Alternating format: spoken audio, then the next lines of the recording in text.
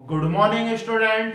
मैं अवनीश सिंह तोमर और geography series के हम अगले वीडियो को पढ़ रहे हैं। इस वीडियो में हम जो गंगा नदी तंत्र था उसके अगले चरण को पढ़ने वाले हैं। तो पिछली वीडियो में हम पढ़कर आ चुके हैं गंगा और ब्रह्मपुत्र नदी की जो संयुक्त धारा थी मेघना नदी, उसके द्वारा बनाया गया जो डेल्टा था जिसे सुंदरबन डेल्टा के नाम से जाना जाता है, जो विश्व का सबसे बड़ा डेल्टा है, उसके बारे में हमने पढ़ा। जहां से जो भी क्वेश्चन बन सकते थे वो सारे कंप्लीट किए। और आप हेडिंग लिख लें, इस वीडियो में हम पढ़ने वाले हैं गंगा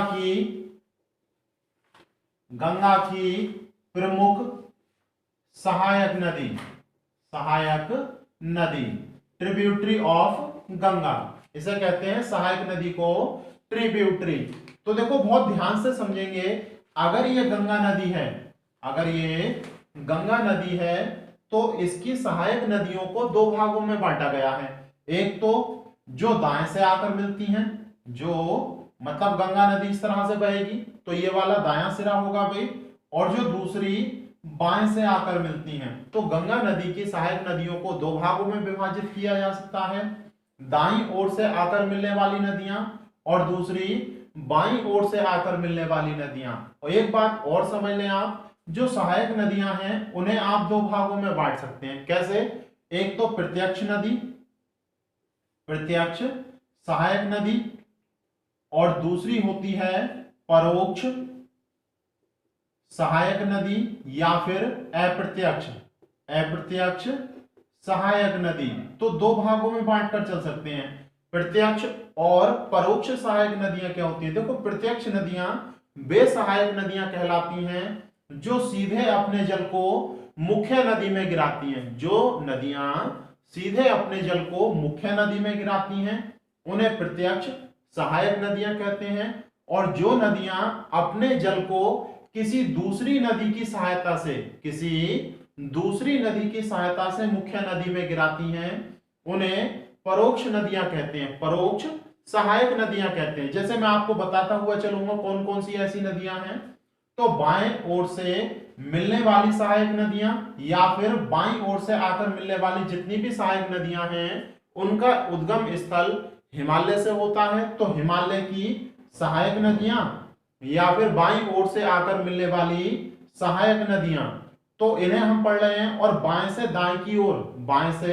दाएं की ओर क्रम लिखेंगे बिल्कुल व्यवस्थित तरीके से। तो आप लिख सकते हैं, देखो कौन कौन सी नदियां हैं। जैसे सबसे पहली नदी है रामगंगा। सबसे पहली सहायक नदी कौन सी है? रामगंगा। तो सबसे पूरब की ओर से मिलने वाली सहायक नदी कौन सी है? रामगंगा। इसके बाद अगली है गोमती नदी। तो गोमती। इसके बाद है घाघरा। तो ये तीसरी सहायक नदी है, रामगंगा, गोमती, घाघरा। और इसके बाद है गंडक नदी। इसके बाद है बागमती या इसे बागमती भी कहते हैं, बागमती। तो ये अगली सहायक नदी है। इसके बाद है अगली कोसी और अगली है महानंदा। तो महानंदा सबसे पश्चिम की ओर से मिलने वाली इसमें नदी, पूरब की ओर से, और रामगंगा सबसे पश्चिम की ओर से मिलने वाली इसमें सहायक नदी है। तो ये सारी नदियां जो मैंने लिखी हैं, रामगंगा, गोमती, घाघरा, गंडक, बागमती, कोसी और महानंदा, ये सब हिमालय से निकलकर आने वाली नदियां हैं मुख्य रूप से, या बाएं तट से आकर मिलने वाली नदियां। तो इतना आपको याद रखना। और सभी की सभी सीधे अपने जल को मुख्य नदी यानी कि गंगा नदी में गिरा रही हैं। किसमें गिरा रही हैं अपने जल को? गंगा नदी में। तो सभी की सभी कैसी कहलाएंगी? प्रत्यक्ष नदियां। जैसे एक दो मैं आपको बताता हूं। एक नदी है आपकी, ये मुख्य रूप से घाघरा नदी आप देख रहे हैं भाई। घाघरा नदी की सहायक नदी है जिसे काली नदी या फिर शारदा नदी के नाम से भी जानते हैं, शारदा नदी के नाम से भी जानते हैं। तो काली नदी या शारदा नदी पहले अपने जल को घाघरा नदी में गिराती है, फिर घाघरा की सहायता से कहां गिराती है? गंगा नदी में, तो इसे हम कहेंगे परोक्ष सहायक नदी या फिर अप्रत्यक्ष सहायक नदी। ऐसे ही एक नदी को और देखेंगे आप, ये एक नदी और है जो अपने जल को पहले घाघरा में गिराती है, फिर घाघरा की सहायता से कहां गिराती है, गंगा नदी में। इसे कहते हैं राप्ती, राप्ती नदी। तो राप्ती नदी और काली या शारदा नदी ये भी गंगा की सहायक हैं, लेकिन परोक्ष रूप से सहायक नदियां हैं। तो इनकी डिटेल अभी हम नहीं पढ़ रहे, अभी केवल इतना ही, एक एक करके सबके बारे में डिटेल पढ़ेंगे भाई। तो दूसरा हेडिंग आप लिख सकते हैं, दाईं ओर से मिलने वाली सहायक नदियां या प्रायद्वीपीय पठार की सहायक नदियां, क्योंकि अधिकांश सहायक नदियां कहां से निकलकर आ रही हैं, ये प्रायद्वीपीय पठार से निकलकर आ रही हैं। तो इतना आपको याद रखना है। तो देखो दक्षिण की ओर से मिलने वाली कौन कौन सी सहायक नदियां हैं वो हम देख रहे हैं। तो इसे मैं रफ कर देता हूं। देखो अब दक्षिण की ओर से निकलने वाली नदियों को हम पढ़ने वाले हैं, तो आप इसका स्क्रीनशॉट ले सकते हैं, नहीं तो नोट कर सकते हैं। तो देखो गंगा की जो सहायक नदियां हैं उनमें दक्षिण की ओर से या फिर दाईं ओर से आकर मिलने वाली सहायक नदियों में मुख्य रूप से जो नदियां हैं उनमें सबसे प्रमुख नदी है यमुना नदी। कौन सी नदी है भाई, यमुना नदी। क्लियर है, सबसे पहली यमुना नदी। और यमुना नदी प्रत्यक्ष रूप से गंगा नदी में मिल रही है। कौन सी नदी है ये, गंगा नदी। तो ये प्रत्यक्ष नदी होगी, सही है। इसके बाद है एक टोंस नदी, टोंस नदी, तो याद रखेंगे अगली है टोंस नदी। इसके बाद है मुख्य रूप से कर्मनासा, ये है कर्मनासा, तो कर्मनासा नदी है। अगली है एक नदी और है सोन नदी, ये है सोन नदी। अगली एक और है, तो मुख्य रूप से वैसे आपको ज्यादा याद नहीं रखनी है, ये तीन ही याद रखनी है। एक तो यमुना नदी, टोंस और सोन। वैसे आप सीक्वेंस के आधार पर याद रख सकते हैं, left to right. Left to right कौन कौन सी हैं, सबसे पहले यमुना, यमुना के बाद टोंस, उसके बाद कर्मनासा, उसके बाद सोन, और ये अगली है पुनपुन नदी, पुनपुन नदी। तो इसे आप याद रख सकते हैं। बाद में इनकी देखो छोटी छोटी डिटेल पढ़ेंगे भाई, अभी हम मुख्य रूप से नदियों को पढ़ रहे हैं। तो ये आप सीक्वेंस लिख सकते हैं इसका, आप लिख सकते हैं पश्चिम से पूरब की ओर दाएं तट से मिलने वाली गंगा की सहायक नदियों का क्रम, यमुना नदी, उसके बाद में है टोंस नदी, उसके बाद में है कर्मनासा नदी, उसके बाद में है सोन नदी, और उसके बाद में है पुनपुन नदी। इसके बाद में भी छोटी छोटी सहायक नदियां हैं, लेकिन वो हमें नहीं पढ़नी। जैसे एक छोटी सी सहायक नदी है घाघर नदी, छोटी सी सहायक नदी है घाघर नदी, और पुनपुन की ही एक छोटी सी सहायक नदी है फल्गु नदी, फल्गु नदी। और एक छोटी सी सहायक नदी है देखो बदुआ, बदुआ नदी। एक और है बदना नदी, बदना नदी।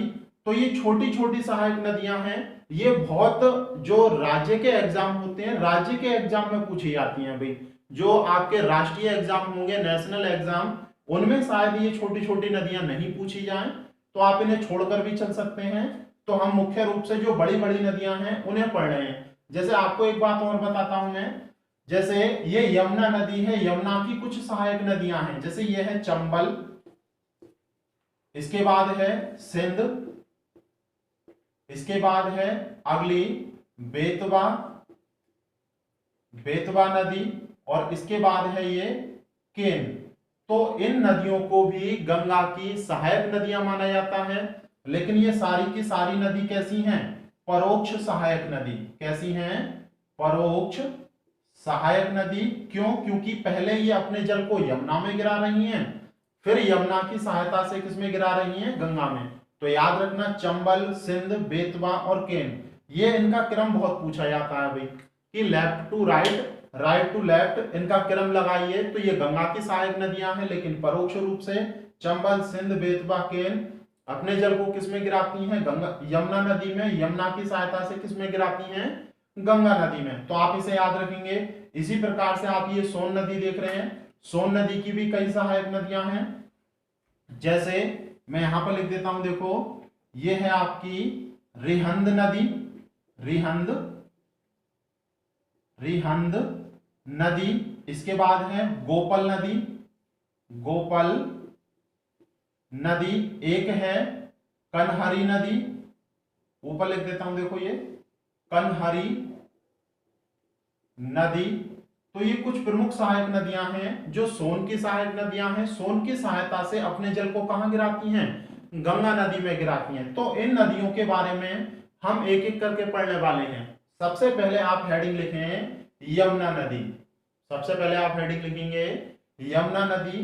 तो देखो ये जनरली जो नदियां हैं बड़ी बड़ी मुख्य रूप से यूपी में ही बहती हैं। तो यूपी के मैप के द्वारा हम इन्हें समझने की कोशिश करते हैं भाई, और अगले वीडियो में हम पूरे भारत के नक्शे के माध्यम से आपको समझाएंगे कि मुख्य रूप से ये सारी नदियों का जो तंत्र है भारत के उत्तर में किस प्रकार से फैला हुआ है।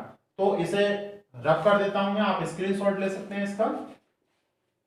तो देखो मुख्य रूप से सर्वाधिक लंबाई गंगा की आपने पढ़ी है भाई, यूपी में ही है। तो ये आप देख सकते हैं यूपी को इस प्रकार से,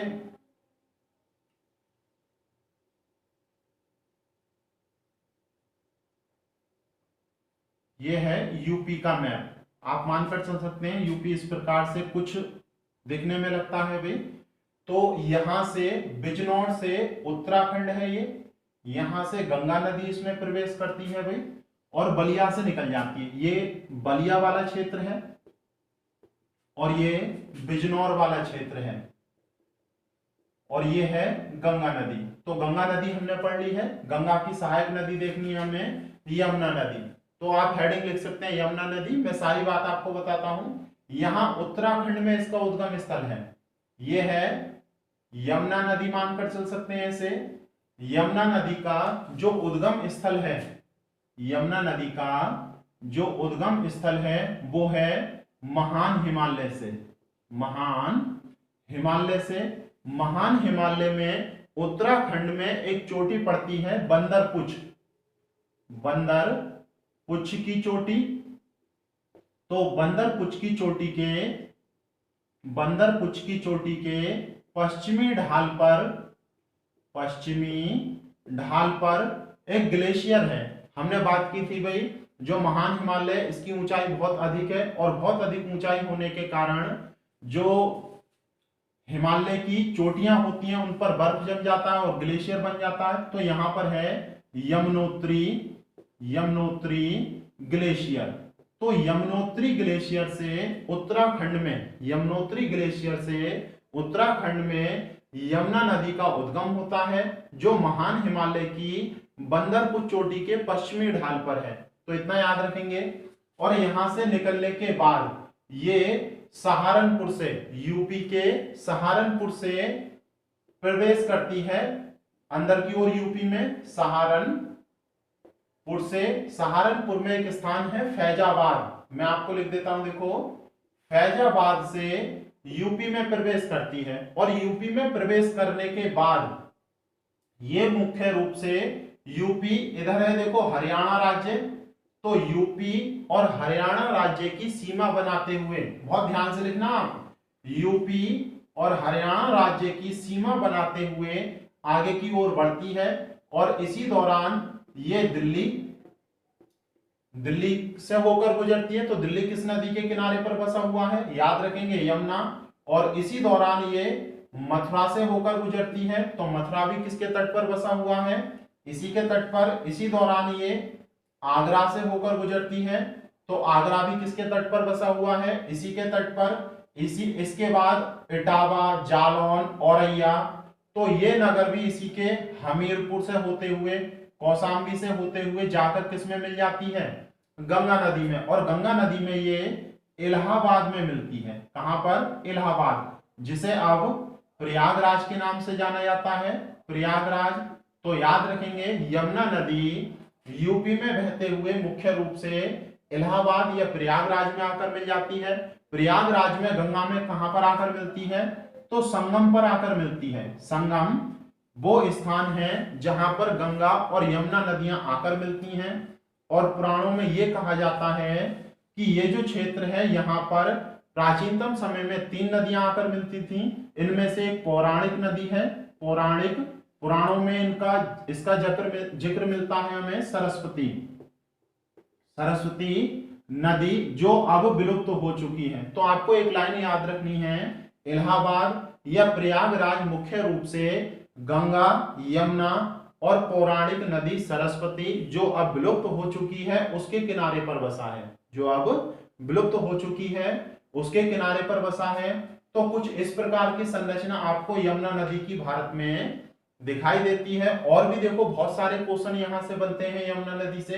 एक क्वेश्चन बनता है कि यमुना नदी सबसे ज्यादा प्रदूषित, यमुना नदी सबसे ज्यादा प्रदूषित कहां पर है? तो दिल्ली वाले क्षेत्र में सबसे ज्यादा प्रदूषित है, दिल्ली वाले क्षेत्र में सबसे ज्यादा प्रदूषित है। और इस कारण इसे खुला नाला भी कहा जाता है, खुला नाला भी कहा जाता है। लेकिन अब शुद्ध हो चुकी है कुछ अधिकांश मात्रा में, तो वो अलग की बात है। फिलहाल हमारे क्वेश्चन बनते हैं और 2 क्वेश्चन और पूछे जाते हैं भाई। मथुरा में एक स्थान है, ये जरूर याद रखना, दिल्ली, मथुरा और आगरा, एक स्थान और है कौशाम्बी, ये है कौशाम्बी। तो कौशाम्बी, दिल्ली, आगरा और मथुरा ये सब किसके किनारे पर बसे हुए हैं? यमुना के किनारे पर बसे हुए हैं। मथुरा का एक स्थान है वृंदावन, वृंदावन, तो वृंदावन पूछा जाता है भाई किसके किनारे पर बसा हुआ है? तो वो भी इसी के किनारे पर है। आगरा का एक स्थान है बटेश्वर, बटेश्वर, तो बटेश्वर किसके तट पर बसा हुआ है? वो भी इसी के तट पर बसा हुआ है। अभी मैंने आपको बताया जालौन, तो जालौन एक जिला है, जालौन एक जिला है यूपी का। इसमें एक कल्पी नाम का स्थान पड़ता है भाई। तो कल्पी देखो आपको दिखाई दे रहा होगा ये कल्पी। तो जालौन का जो कल्पी है वो भी किसके किनारे पर बसा हुआ है? यमुना नदी के तट पर बसा हुआ है। और आप एक लाइन लिख लें, यूपी के कुल 19 जिलों से, यूपी के कुल 19 डिस्ट्रिक्ट से होकर ये नदी गुजरती है।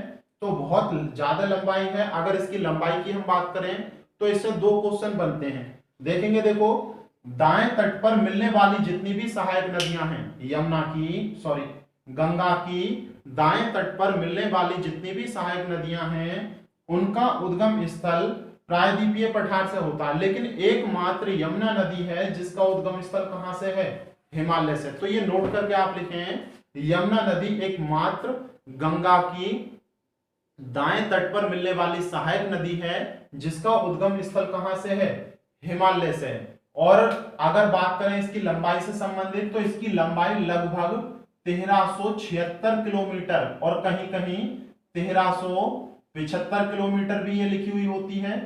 तो इतनी लंबाई है इसकी। और आप एक बात ये भी याद रखेंगे भाई कि यमुना नदी गंगा की सबसे ज्यादा लंबी सहायक नदी है, सबसे लंबी सहायक नदी है। और अगर भारत में सहायक नदियों के बारे में बात करें तो पूरे भारत में नदियों की जो सहायक नदियां हैं उनमें लंबाई की दृष्टि से सबसे लंबी सहायक नदी है। 2 क्वेश्चन है देखो, गंगा की सबसे लंबी सहायक नदी यमुना नदी है और भारत में सबसे लंबी सहायक नदी कौन सी है? वो भी यमुना नदी है।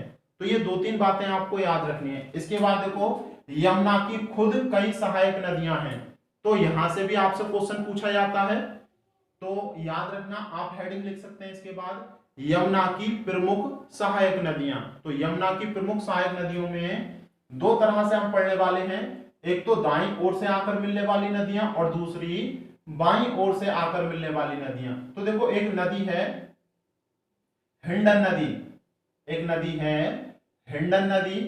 तो हिंडन नदी के बारे में हम पढ़ने वाले हैं। देखो मैं लिख देता हूं हिंडन नदी। और हिंडन नदी जो है बाएं तट से आकर मिलती है, इसमें कहां से आकर मिलती है? बाएं तट से। तो इसका उद्गम स्थल देखें, यह है सहारनपुर। सहारनपुर में जो शिवालिक है, सहारनपुर में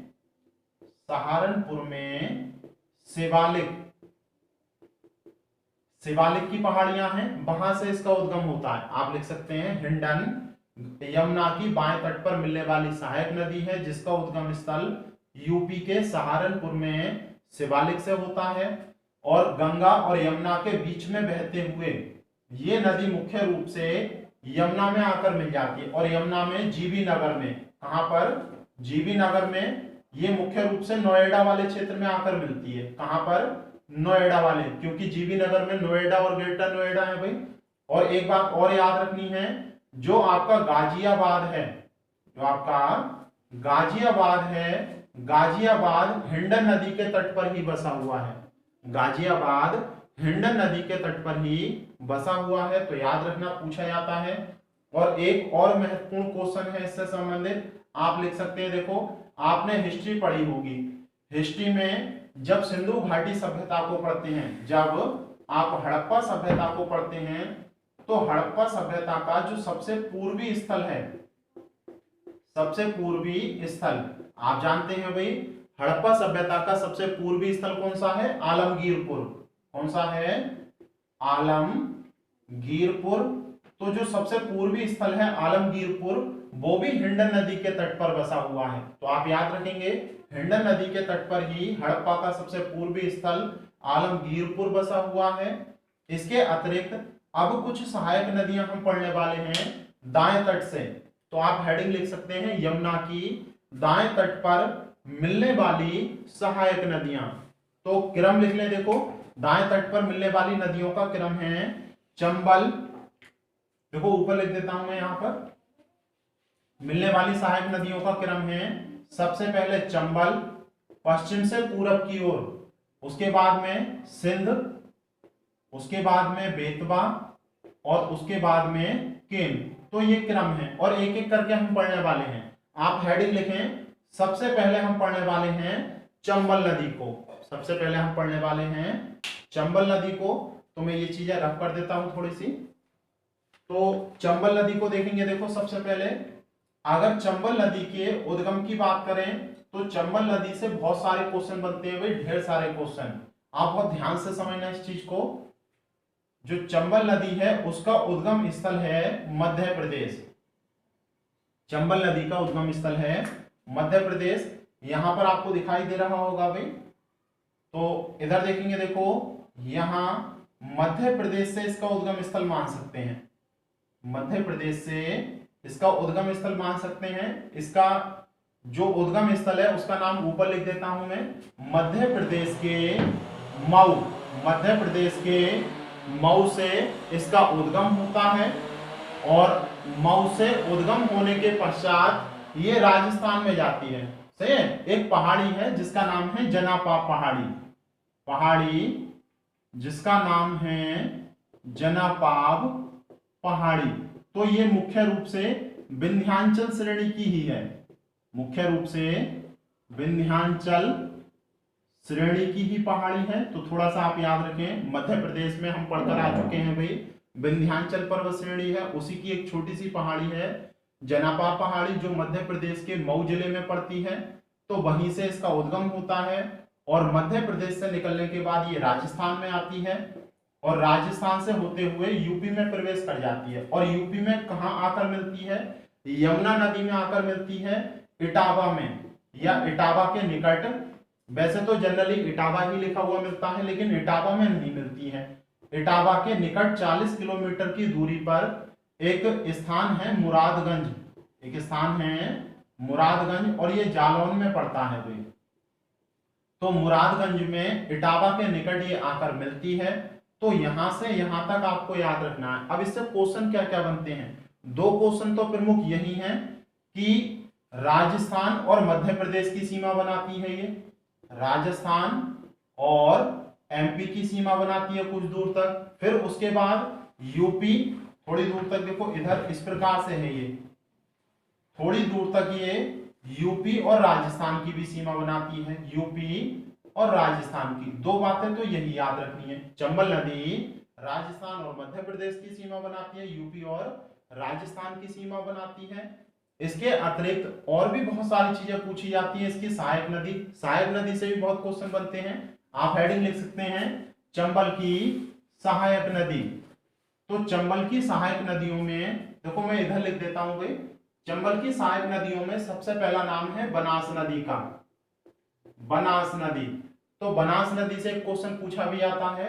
ये जो बनास नदी है अरावली की जो राजस्थान में अरावली की जो पहाड़ी है, अरावली की पहाड़ियों से निकल कर आती है भाई। तो अरावली की पहाड़ियों को काटते हुए बनास नदी आकर किस में मिलती है, चंबल नदी में। ये पहली नदी है। दूसरी नदी है देखो पार्वती नदी। तो पार्वती नदी भी पूछी जाती है भाई आपसे। एक है काली सिंध, काली सिंध।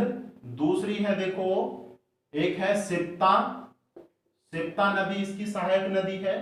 और एक है छिप्रा, छिप्रा या फिर सिप्रा, छिप्रा या फिर सिप्रा नदी। तो इसके बारे में क्वेश्चन पूछा जाता है। देखो इसका जो उद्गम है यहां आपको दिखाई दे रहा होगा भाई, इसका ये जो छिप्रा नदी या सिप्रा नदी है, इसका उद्गम मुख्य रूप से इंदौर के निकट, इंदौर के निकट से होता है। सही है। यहां पर एक पहाड़ी पड़ती है जिसका नाम है काकरा, काकरा बरडी की पहाड़ी। इंदौर के निकट काकरा बरडी की पहाड़ियों से छिप्रा नदी का उद्गम होता है। और उज्जैन से होते हुए, उज्जैन मध्य प्रदेश का जो उज्जैन है वो इसी नदी के तट पर है, छिप्रा नदी के। तो इसी के लिए हम पढ़ रहे हैं, मैं ओरल ही आपको बता देता हूं। देखो जो छिप्रा नदी है वो चंबल की सहायक नदी है और इसका उद्गम इंदौर के निकट काकरा बरडी पहाड़ी से होता है और उज्जैन से होते हुए ये चंबल नदी में जाकर मिल जाती है।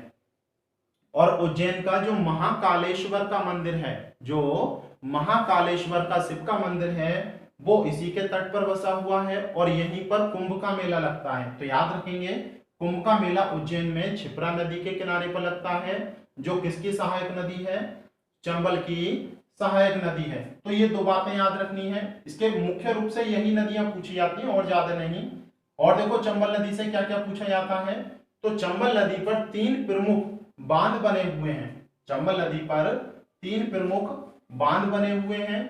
इनमें से एक बांध है एमपी में, तो आप लिख सकते हैं एक बांध बना हुआ है एमपी में और 2 बांध बने हुए हैं राजस्थान में। जो एमपी में बांध बना हुआ है उसका नाम है गांधी सागर, गांधी सागर बांध। ये कई बार पूछे जाता है भाई। तो एमपी में गांधी सागर बांध और राजस्थान में जो बांध बना हुए हैं उनके नाम है राणा सागर, राणा सागर और जवाहर सागर, जवाहर सागर बांध। तो राणा सागर बांध और जवाहर सागर बांध मुख्य रूप से कहां पड़ते हैं, राजस्थान राज्य में पड़ते हैं। और किस नदी पर हैं, चंबल नदी पर बने हुए हैं।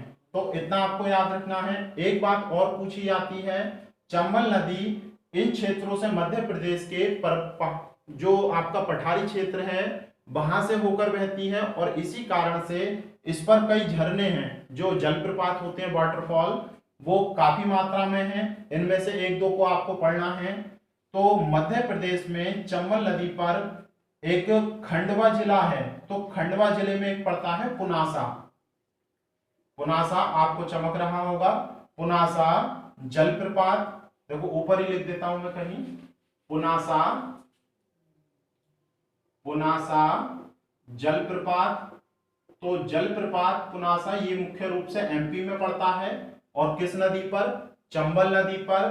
किस राज्य में पड़ता है, खंडवा सॉरी मध्य प्रदेश जिले राज्य में खंडवा जिले में, खंडवा जिले में। इसके बाद जब आप आगे को चलेंगे तो इसी नदी के तट पर बसा हुआ है आपका कोटा। राजस्थान का जो कोटा है शहर, वो इसी के तट पर बसा हुआ। आप कोटे को जानते हैं भाई। कोटा जो जिला है वहां पर मुख्य रूप से जो मेडिकल है और जो आपकी इंजीनियरिंग है उनकी एंट्रेंस परीक्षा के लिए तैयारी कराई जाती है। तो एक एजुकेशन हब है। तो ये कोटा जो शहर है वो किसके किनारे बसा हुआ है, चंबल नदी के किनारे। और कोटा के निकट ही एक जलप्रपात है जो आपसे पूछा जाता है, चुलिया। तो चुलिया जलप्रपात मुख्य रूप से चंबल नदी पर है, कोटा के निकट है, राजस्थान में पड़ता है। तो इस बात को आप याद रखेंगे। तो चंबल नदी से प्रमुख यही बातें आपसे पूछी जाती हैं।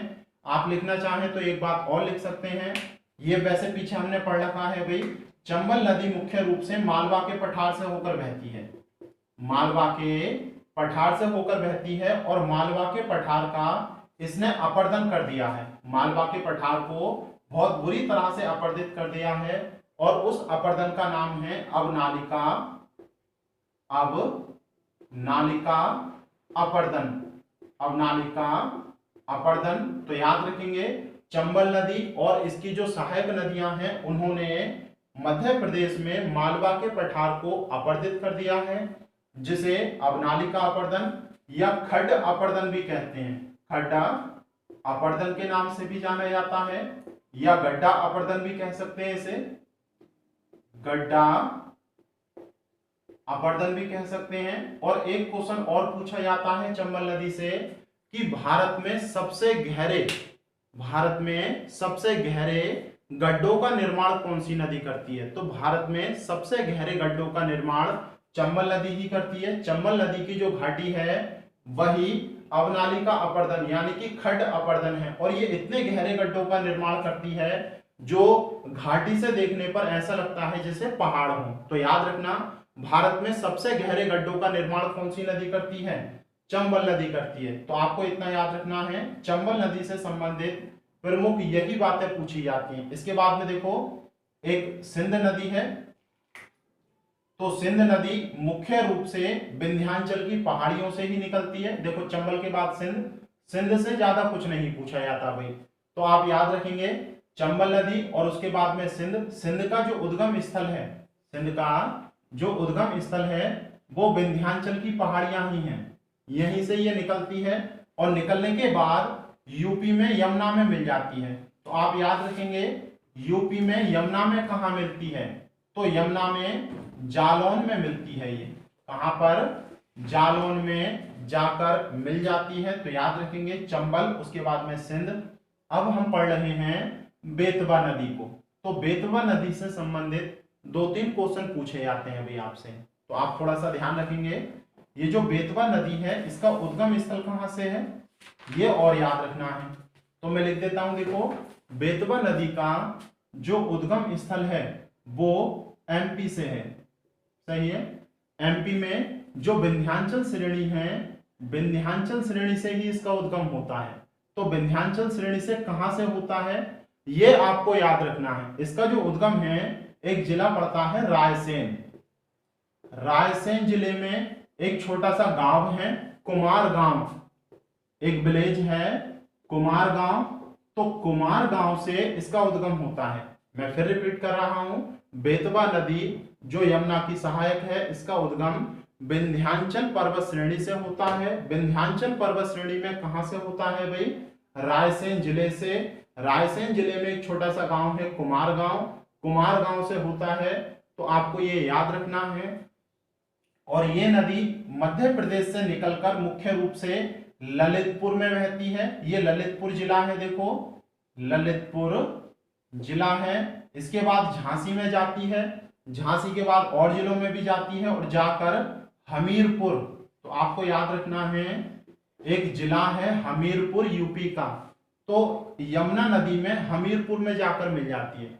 बेतवा नदी मध्य प्रदेश में रायसेन से निकलकर ललितपुर झांसी होते हुए जाकर हमीरपुर में यमुना नदी में मिल जाती है। और ये एक ऐसी नदी है जिस पर बहुत अधिक जलप्रपात हैं, लेकिन छोटे छोटे जलप्रपात हैं, कभी एग्जाम में नहीं आते तो हम पढ़ भी नहीं रहे भाई। लेकिन इस पर 2 प्रमुख बांध बने हुए हैं, याद रखना। एक ललितपुर में जो जिला है यूपी का ललितपुर, उसमें एक बांध बना हुआ है राजघाट। इस बांध का नाम क्या है भाई? राजघाट बांध। तो राजघाट बांध मुख्य रूप से बेतवा नदी पर बना हुआ है। किस नदी पर बना हुआ है? बेतवा। और किस जिले में है? ललितपुर जिले में। यूपी स्पेशल में बहुत पूछा जाता है।